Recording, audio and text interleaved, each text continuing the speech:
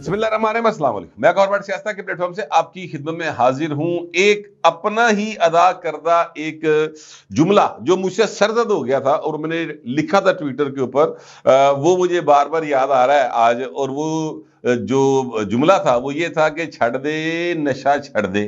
یہ مجھے کیوں یاد آ رہا ہے، اور عمران خان کی منجی ٹھکی پڑی ہے، یہ سارا معاملہ جو ہے اس کو میں آپ سے اپنی معلومات کو شیئر کرتا ہوں، اور جو میرے پاس اس حوالے سے یعنی قانونی ماہرین کی رائے ہے وہ بھی میں آپ کے ساتھ شیئر کرتا ہوں۔ لیکن اس سے پہلے میں گزارش کروں کہ ایک فلم تھی شرابی، اس شرابی فلم کے اندر ایک ڈائلاگ تھا کہ ایک وہ تھے اور ایک آپ ہیں، ٹھیک ہے۔ اب یہ امیتابھ بچن صاحب جو ہیں وہ نشے کی حالت میں اپنی محبوبہ کے گھر کی گلیوں کے اندر گھوم رہے ہوتے ہیں، اور وہاں پر یہ ڈائلاگ جو ہے وہ ہوتا ہے، اور وہ پھر جو مطلب کچھ لوٹنے کے لیے لوگ آ جاتے ہیں شاید، اس حوالے سے اب اتنی پرانی فلم دیکھی ہوئی پراپر یاد نہیں ہے، لیکن شرابی فلم کا ڈائلاگ ہے بہرحال، یہ مجھے پتا ہے۔ اچھا، اب یہ ڈائلاگ بھی مجھے اس لیے یاد آیا ہے کیونکہ ایک وہ تھے اور ایک یہ ہیں۔ اب وہ جو تھے وہ کون تھے اور یہ جو ہیں یہ کون ہے، یہ میں بتاتا ہوں آپ کو۔ یہ والے پہلے سن لیں۔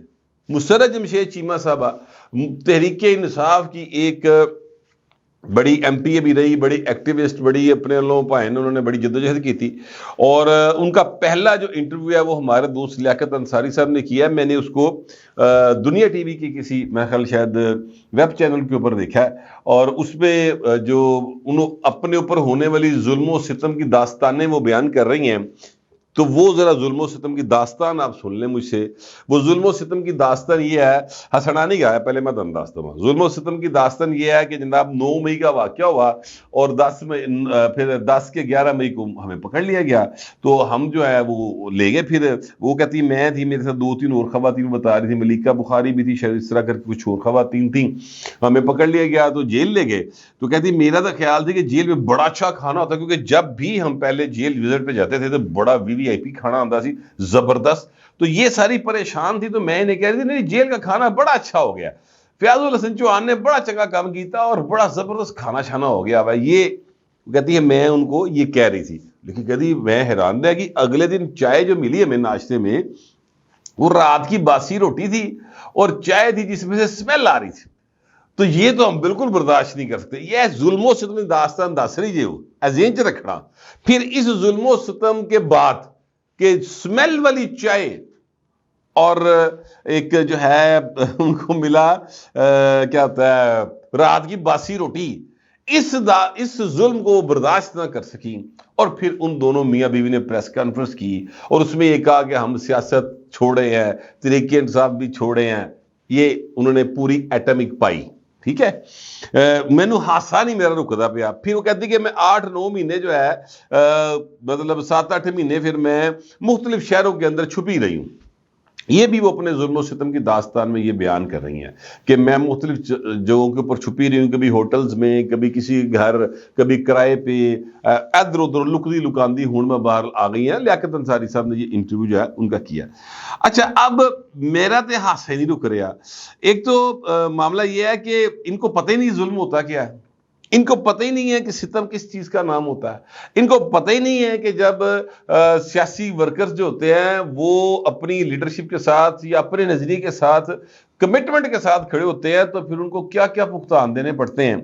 میں آپ سے گزارش کروں کہ جو کیا کہتے ہیں ایک شخصیت ہے شادہ جویں سر، جو داستانہ اس بڈھی کو لینا قلعے دیاں دیواراں دے وچ ہوئیاں جو، ٹھیک ہے، شاہی قلعے کے، وہ ذرا کبھی کسی کے پاس اتنا جگر حوصلہ ہو تو وہ اس کے ساتھ بیٹھ کے سنے۔ آج کل وہ ہماری ایک جرنلسٹ تھیں، اللہ تعالیٰ ان کو صحت دے، پروین خان، وہ کومے میں ہیں۔ آپ سب سے درخواست ہے کہ ان کے لیے دعا ضرور کریں کہ اللہ پاک ان کو صحت دے۔ انہوں نے اور ان کی بہن نے جو جنرل ضیاء کے دور میں قلعہ اور یہ کوٹ لکھپت جیل کاٹی ہے، کبھی تسی انہوں نے بھی پوچھ کے دیکھو، انہوں نے کتاب بھی لکھی، کبھی وہ پڑھ لیں چلے، ٹھیک ہے۔ میں آپ کو ایک شخص کی مثال دے لگوں، اب وہ دنیا میں نہیں رہے، 2-3 روز پہلے ہی ان کا انتقال ہو گیا۔ میاں منیر صاحب ان کا نام ہے، اچھرا میں وہ رہتے تھے، اور اتنا مطلب کیا کہتے ہیں شریف آدمی، باقاعدہ ایک اپنے نظریے کے ساتھ کمیٹڈ آدمی. میں آپ کو بتاؤں کہ یہ وہ شخصیت تھے جن کو سب سے پہلے سیاسی قیدیوں میں سب سے پہلے جس کو جنرل ضیاء کے دور میں کوڑے پڑے، یہ وہ شخصیت میاں منیر صاحب. دو لوگ تھے جن کو سزائیں ہوئی، ایک ہی جج نے دی، اور جج کی اتنے ایک بیٹھا ہوں سی میجر یا کرنل، سمری ٹرائل ہو رہے تھے، دو جنے پھڑ کے لے جرم جو مرضی لا دیو، حکومت کے خلاف نعرے بازی، چلو 10 کوڑے، اس طرح کر کے سزا ہوتی سی. کوئی اپیل نہیں، کوئی گل نہیں، کوئی بات نہیں، بس اتنے سزا ہوئی ہے، سیدھا کوڑ لک پر لے گئے، اتنے ٹکٹی بن کے کوڑے ٹھا بجے تے اللہ خیری صلی اللہ، بس اینی ٹوٹل کہانی ہوتی سی. میاں منیر صاحب جو ہیں ان کو جب یہ سزا ہوئی، یعنی قیوم نظامی صاحب کو ہوئی اور میاں منیر صاحب کو کٹھے سزا ہوئی، اناؤنس ہوئی، وہاں سے لے کر سیدھا آئے کوڑ لکھپت. اس وقت ذوالفقار علی بھٹو صاحب بھی کوڑ لکھپت جیل میں ہی قید تھے، اور ان کی جو ٹکٹکی تھی وہ بھٹو صاحب کی سیل کے باہر لگائی گئی، آگے لگایا گیا ایک مائک اور سپیکر کا منہ کیا گیا بھٹو صاحب کے سیل کی جانب، ٹھیک ہے، اور جناب پورا مجمع لا گئے تے کوڑے مارے گئے. اور توقع یہ تھی جیل حکام کی کہ یہ میاں منیر یا قیوم نظامی جو ہیں وہ آگے سے چیخیں گے، ظاہر ہے کوڑا بجے گا، میرا مطلب ہے بندے دی جان کر لینا، تو اے چیکا مارن گے، اور یہ آگے سے جیے بھٹو کے نعرے مارتے تھے آگے سے، ٹھیک ہے. اور وہ جو مائک سے آواز جاتی تھی سپیکر کے تھرو بھٹو صاحب تک، تو بھٹو صاحب اندر سے باقاعدہ گالیاں نکالتے تھے جیل حکام کو، اور وہ کہتے تھے کہ ان بچوں کو چھوڑو، مجھے پکڑو. تو سر جو کمٹمنٹ ہوتی ہے نا، اور جو ظلم و ستم ہوندے نے، او دی میں تانوں ہلکی جی جھلک پہ دسنا. اے یوتھیا بریگیڈ، اے لونڈے لپاڑے گروپ، اے جڑے نوجوان نسل ہے دی، میں نہیں کہہ رہا کہ آپ کے ساتھ یہ سب ہو، میں بالکل یہ نہیں چاہتا، لیکن میں بتا یہ رہا ہوں کہ حضور سمیل علی چاہ آئی تے باسی روٹی آئی. ایک جو میاں منیر صاحب کا بھی میں آپ کو بتاؤں، ایکچولی جو بات ہے وہ یہ، اللہ تعالیٰ ان کو غریق رحمت کرے.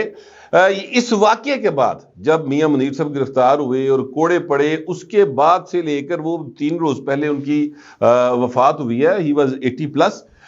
سر اس دوران ایک بار بھی میاں منیر نے اپنی پارٹی قیادت کو یہ نہیں بتایا، یہ نہیں کہا کہ میں کوڑے کھادے تے میرے کو پلاٹ دے دے، میرے کو ٹکٹ دے دیو، میرے پتر نو ایتھے لا دیو، میرے بھتیجے نو ایتھے لا دیو. ان کے ویسے بھتیجے میاں شمس جو ہیں وہ بھی پیپلز پارٹی میں بڑے ایکٹیو ہیں، تو کبھی انہوں نے یہ کلیم نہیں کیا کہ ساڑھے خاندان کوڑے وجہ دے سان کچھ چھے دے دیو. ابھی مجھ سے ان کی جو ملاقات ہوئی میاں منیر صاحب کی، آج سے کوئی تقریباً مہینہ ڈیڑھ پہلے کی بات ہے، الحمرہ میں ملاقات ہوئی تھی. وہ ایسا ویل ڈریس اپنا آئے، آرام سے کھڑے ہوئے سائڈ پہ سگریٹ پی رہے، مجھے دیکھ کے ہاتھ ملایا، اور کیا حال ہے پتر، ٹھیک ہے بیٹھو، مطلب اتنی خوش مزاجی کے ساتھ آپ کے ساتھ ملتے تھے. بیماریاں ہی ہونی ہیں نا، جڑا بندہ مطلب کو ان کی ڈیتھ ہوئی ہے اس ایج کے اندر، ویسے بیماریاں ہو بھی جاتی ہیں. کبھی شکوہ بھی نہیں کیا کہ پارٹی نے کدی میں نے پوچھے ہی نہیں، یار مینوں کدی 6 واری اس تو بعد 5 واری اقتدار چ آ گئی تے میرے بچیاں لئی میرے لیے کیتے ہی کچھ نہیں. تو جو کمیٹڈ لوگ ہوتے ہیں نا وہ اس طرح سے رولے نہیں پاندے. تہاڈے نال تے ہویا ہی کچھ نہیں، رولا پایا ہے جی، چائے مل گئی کون سی اسمیل والی اور رات کی باسی روٹی. ظلم دیکھو ذرا. پھر اگلی بات میں آپ کو بتاؤں، حافظ ودود صاحب، ملک عثمان، میں آپ کو نام لگو، ملک عثمان آج بھی زندہ سلامت ہے، لنڈے بازار میں ان کا بڑا وہ ہے اپنا، اس وہاں کے وہ ناظم شاظم بھی رہے ہیں. ان کے بھائی ملک ظفر صاحب جو تھے وہ بھی پیپلز پارٹی کے کینڈیڈیٹ تھے میاں نواز شریف کے مقابل کے اوپر، تو ان کو قتل کر دیا تھا میاں نواز شریف کے گارڈز نے.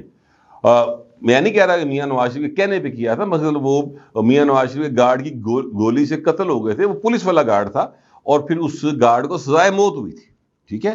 تو وہ جو فیملی ہے جو انہوں نے سفر کیا ہوا ہے، ملک عثمان، حافظ ودود اب دنیا میں رہے، اللہ تعالیٰ ان کو غریق رحمت کرے. وہ حافظ ودود نے مجھے یہ بات بتائی، انہوں نے کہا بٹ صاحب ہم جب اٹھائے گئے تو ہماری ملاقات کروائی گئی کہ 20 دن بعد ہمارے والدین کے ساتھ قلعے میں رکھا اٹھا کے، کوئی پرچہ نہیں سی ہوندا، کوئی مطلب کتے شنوائی نہیں گئی، پتہ ہی نہیں ہوندا سی بندہ گیا کیڑے پاسے، نہ کوئی سوشل میڈیا، نہ کوئی الیکٹرانک میڈیا. ایک پی ٹی وی تے چند اخبار، اس کی بھی وہ ایک ایک چیز جو ہے وہ سکروٹنائز ہوتی تھی، اس کے بعد جا کے وہ پبلش ہوتا تھا ضیاء کے دور کے اندر. کہتے 20 دن بعد جب ہمیں گرفتار کر کے رکھا اور پھر ہمارے والدین سے ملاقات کروائی گئی تو سر وہ جو والدین تھے وہ کہتے ہیں ہمارے والدین نے ہمیں پہچاننے سے انکار کر دیا کیونکہ ہماری حالت اتنی خراب ہو گئی ہوئی تھی کہ ساڈے ماں پیو سانوں پہچان ہی نہیں سکے کہ ساڈی اولاد ہے گی. تو ایک کیڑی ظلم دی داستان ہے جناب، میں نے ذرا دسڑا سارا فیشنی، سارا وہ کیا کہتے ہیں ایک ہائیبرڈ ایکٹیویزم ہے. مطلب ان کو پتہ ہی نہیں ہے کہ چیزیں کس طرح سے ہوتی ہیں. پرویز رشید کی میں نے ابھی آپ کو مثال نہیں دی. پرویز رشید صاحب 12 اکتوبر 99 کو جب ان کو گرفتار کیا گیا 13 اکتوبر کو تے جو کچھ انہوں ہویا ڈیفینس سی ماڈل ٹاؤن دے سوری ڈیفینس سی تھانہ جو ہے، ٹھیک ہے، وٹنس موجود ہیں صافی، خونوں خون کرتا مار مار کے. آج تک میں نے نہیں سنا کہ پرویز رشید نے کہا ہو کہ یار میرے نہ بڑا ظلم ہوا سی، میرے ساتھ ان کی کم از کم کو 500 ملاقات ہے اس تو بعد. بلکہ کبھی پوچھا بھی تو کہتا یار فیر کیوں ہے کوئی گلا نہیں کرنا لی یار چھڈ اس گل اے بھائن بول ہی چاہ پی کے یا باسی روٹی دیتی ہے تے جناب کہتے ظلم و ستم کی داستان. اینی ہاؤ تو اسی طرح دا بھائی نہیں عمران خان جی. اب بندہ جو ہے نا پہلے تو نشہ کرنے کیوں نہیں چاہیے، نشے سے اللہ تعالیٰ سب کو بچا کے رکھے. اکثر ہم جو ہے نا ایک ایڈ پڑھا کرتے تھے، رکشوں کے پیچھے لکھا ہوتا تھا کہ نشے میں وہ کہیں تنہا نہ رہ جائے. ہے جی ایک نا ایڈ لگا ہوتا سی رکشا کے پیچھے جب ہم نئے نئے جوان ہو رہے تھے، کیونکہ ان دنوں جنرل ضیاء کا دور جو ہے وہ تقریباً خاتمے کے پاس تھا، اور جنرل ضیاء کے دور میں ہیروئن کا کلچر جو ہے وہ پاکستان کے اندر آیا تھا. کلچر کو ہیروئن اس طرح دی شیواں جڑی نا جنرل ضیاء دی دینے گی ساڈے ملک دے وچ، تو وہ جناب بہت سارے نوجوان جو ہیں وہ اس طرف چل پڑے تھے. تو وہ پھر ایدی کاروبار بڑا چلیا سی کہ اسی تاڈے بچے کو نشہ چھڑا دیں گے. تو وہ جس کمپنی نے یہ کام شروع کیا کلینک، شاید صداقت کلینک نام تھا ان کا، میرا خیال ہے میں اگر غلط نہیں تو وہ ان کا یہ ایک جو ہے نا سلوگن تھا. تو عمران خان بال پائن کلا رہ گیا جیسے کردہ بھی سستا نشہ رہا ہے. نتیجہ یہ ہے کہ اس کو یہ پتہ ہی نہیں چلتا پائن نو کہ ادی منجی ٹھک گئی ہے، اور جو منجی ٹھوک رہا ہے وہ بھائی صاحب جو ہیں اس کو تھپکیاں دے رہے ہیں. اعظم خان نے کل گواہی دی اور اس گواہی میں اس نے کہا کہ جناب جو الزام ہے نا ایف آئی آر میں، اس نے اعظم خان نے کہا کہ بالکل یہ باتیں ہوئیں. مثال کے طور پہ انہوں نے کہا جی کہ جو سیکرٹ ڈاکومنٹ ہے، الزام یہ ہے کہ سیکرٹ ڈاکومنٹ ہے، ٹھیک ہے، اور اس کو اوپن کیا عمران خان نے، ایک الزام ہے. دوسرا الزام یہ ہے کہ سیکرٹ ڈاکومنٹ جو ہے وہ اپنے پاس نہیں رکھا جا سکتا، اس کو غائب نہیں کیا جا سکتا، کوئی بھی ان آتھرائزڈ پرسن اس کو اپنے پاس نہیں رکھ سکتا. یہ 2 الزام ہیں، ٹھیک ہے. اب جو دفعہ 5 لگی ہوئی ہے سیفر والے کیس کے اندر سیکرٹ ایکٹ کی، اور اس میں یہ کہا گیا ہے دفعہ 5 میں جو ہے کہ جناب آپ سیکرٹ ڈاکومنٹ کو اوپن نہیں کر سکتے اور نہ ہی ان آتھرائزڈ پرسن اس کو پاس رکھ سکتا ہے. اب یہ دونوں باتیں اعظم خان نے کہیں کہ جناب سیکرٹ ڈاکومنٹ تھا، خان صاحب کو میں نے بتایا تو انہوں نے کہا کہ جناب شاہ محمود مجھے یہ بتا چکا ہے، ڈاکومنٹ دکھایا کیونکہ وہ پرائم منسٹر تھا. خان صاحب نے کہا کہ ہم جو ہیں اس کو پھر اس طرح سے لے کے چلیں گے کہ جیسے اپوزیشن جو ہے نا اس نے یہ سارا کچھ کیا کرایا اور جناب یہ مل کے کھیل رہے ہیں. سیکرٹ ڈاکومنٹ کو اوپن کیا، ٹھیک ہے، اس کے ساتھ پلے کیا. دوسری بات جو ہے وہ یہ ہے کہ جناب ان کو میں نے کہہ دیا کہ سر یہ ڈاکومنٹ جو ہے نا یہ آپ اپنے پاس نہ رکھیں، ہم آپ کے پاس یہ ڈاکومنٹ نہیں رہ سکتا، آپ کو دکھا سکتے ہیں، آپ واپس دے دیں. خان کا کوئی گل نہیں، یہ پرائم منسٹر تھا، اس نے میرے پاس رکھ لیا، بعد جو ڈاکومنٹ کے اندر میں گواچ گیا، اس نے واپس نہیں کیا. تو 2 الزام تھے، دونوں کی اس نے تصدیق کی آ کے گواہ نے، اور عمران خان جو ہے انہیں جناب ان تھپکی دی تھی. آج وہ ثاقب بشیر صاحب ہیں، وہ رپورٹر ہیں بڑے سینئر، انہوں نے ٹویٹ کیا ہوا، وہ کہتے ہیں کہ میں نے خان صاحب سے پوچھا کہ خان صاحب آپ نے مطلب اعظم خان دی تھپکی دیتی پڑھ کے کہ جناب تو وہ تے تہاڈی منجی ٹھوک گیا. مطلب کہنے کا یہ تھا کہ وہ تیرے خلاف گواہی دے گیا ہے، تو انہوں تھپکیاں دے جا رہے ہیں.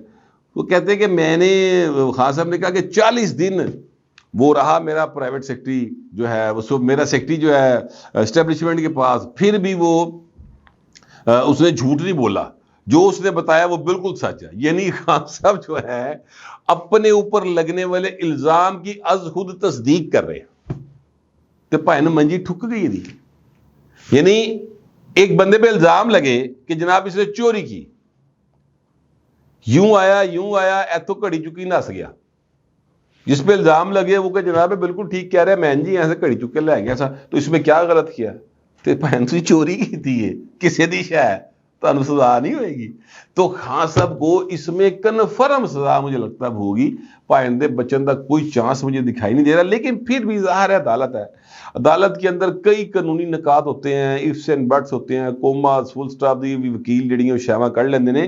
تو وہ اب جب جرا شرا ہوگی تو آگے بات چلے گی. لیکن خان صاحب جو ہے نا سستے نشے کی وجہ سے میں لگتا ہے جو نشہ باہروں آ رہے ہیں نا, یہ ویسے میں آپ کو بتاؤں کہ اس کو وہ جیل حکام کی طرف سے وہ دیا جا رہا ہے, کیونکہ مجھے کسی ڈاکٹر نے یہ بات بتائی کہ سر اگر وہ اس کو نہ دیا جا رہا ہو نا تو بھائن دی دماغ دی شریان پھٹ جائے اے اور کدوں دا کام ہو گیا ہوئے, اللہ معاف کرے, کیونکہ یہ جس چیز پہ لگا ہوا ہے یہ اس کو دینا ہی دینا لازمی ہے. تو وہ میرا خیال کوئی انجیکشن ہے شاید, اس کا کوئی نام شام بتایا گیا تھا یا گولیاں ہیں کوئی, وہ مجھے بھول گئی ہیں نام شام اس کا, وہ اس کو ملتی ہیں. تے سرکاری تے بھاجی ڈسپرین دی گولی تسی سرکاری ہسپتال چ لو نا تے پانی چ پا دیو, ادھا گھنٹہ وہ نہیں گھلدی, بندہ بیٹھا ویکھتے رہتا, چمچی مار مار کے گھمان کی کوشش جڑا نا اس کو مکس کرنے کی کوشش کرتے ہیں. اور آپ یہی جو گولی ہے ڈسپلن کی آپ بازار سے لیں کسی اچھے سٹور سے, اینج پاؤ تو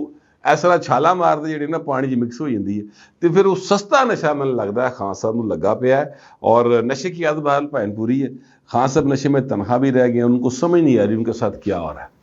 مجھے کم از کم ایسے ہی لگتا ہے, آپ کو پتہ نہیں کیسے لگتا ہے. جیسے بھی لگتا ہے لکھیے گا ضرور, مگر ذرا تہذیب کے ساتھ. فی الوقت اتنے, ملتے اگلے ولاگ.